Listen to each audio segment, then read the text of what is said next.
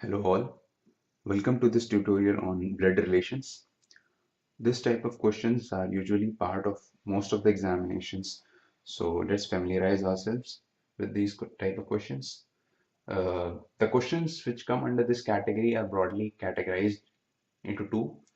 The one is uh, in which you need to find out the relationship of one person with another person, uh, like father, mother, cousin, etc. And the second category is in which you need to find out the gender of the person.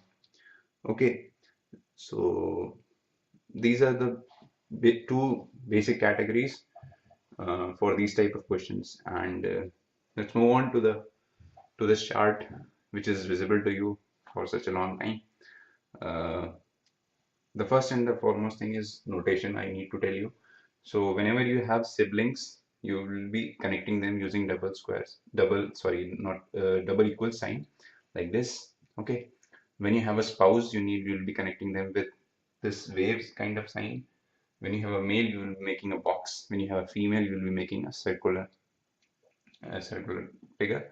And when you have when there is one person is uncle, the other will be aunt, and vice versa. Okay.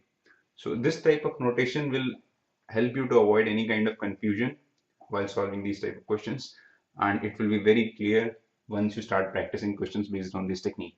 So the first and the foremost thing while solving such type of questions is you need to mention the generations at a particular level. Suppose you are at one generation, your father is at another generation, he is at a different level. Similarly, your grandfather is at another generation, he is mentioned at a different level. Okay, so you need to visualize whenever a question is being provided to you based on the generation. Okay, so let's start understanding this chart. Okay, let's start with you. So suppose you are here, you have a father and you have a mother. Okay, similarly, a father has grandfather, his father, who is called as grandfather, and his spouse is called as grandmother.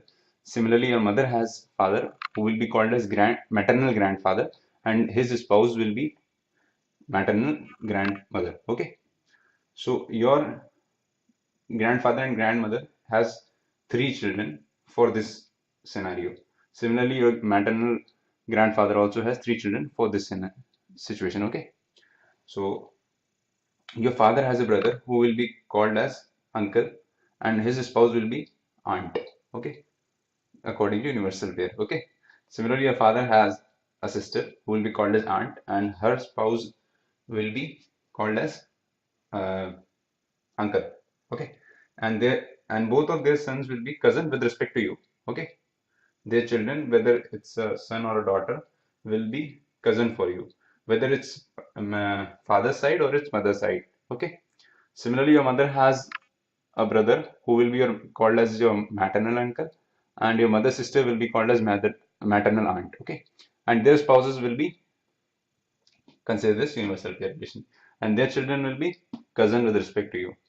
Okay, and I think this chart is enough for solving such type of questions.